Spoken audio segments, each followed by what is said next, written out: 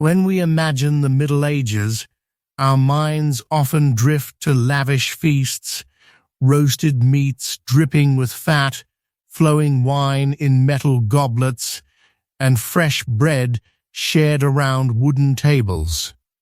If a person from the 21st century suddenly woke up in the year 1250, the biggest threat wouldn't be a knight's sword or even the Black Death. The real killer would be waiting on their plate. Grain, especially rye, formed the foundation of medieval diets, sometimes providing up to 70% of daily calories. But medieval fields were full of a toxic fungus called ergot. It was nearly impossible to remove every contaminated grain. Eating bread made from this mixture caused a horrifying condition known as St. Anthony's fire. Victims suffered intense burning pain in their limbs as blood vessels constricted. In severe cases, fingers, toes, and even entire limbs would turn black and fall off. Hallucinations and madness often followed.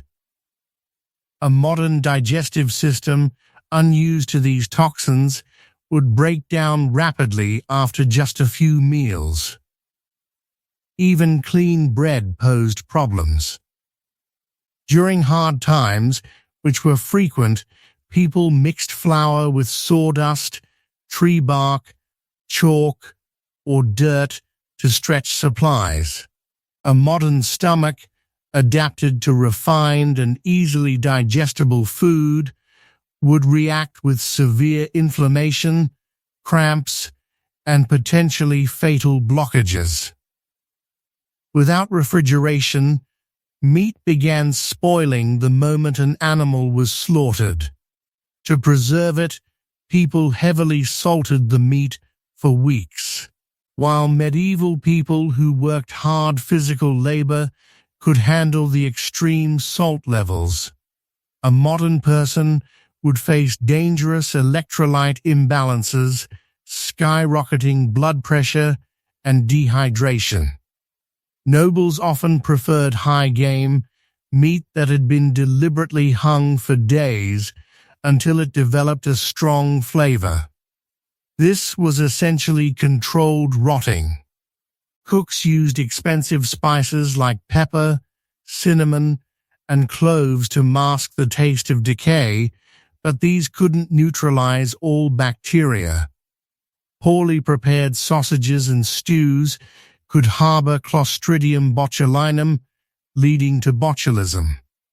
A single serving of slightly spoiled meat could cause violent food poisoning, massive fluid loss, and death within a day for someone whose body has never built resistance to these pathogens. Even the pots were dangerous. Wealthier households used copper cauldrons or pewter vessels. Acidic foods like wine stews or vinegar-based dishes reacted with the metal, creating toxic compounds. Copper produced verdigris, a poisonous salt. Pewter often contained lead, leading to slow, cumulative poisoning that caused anemia, kidney damage, and neurological problems.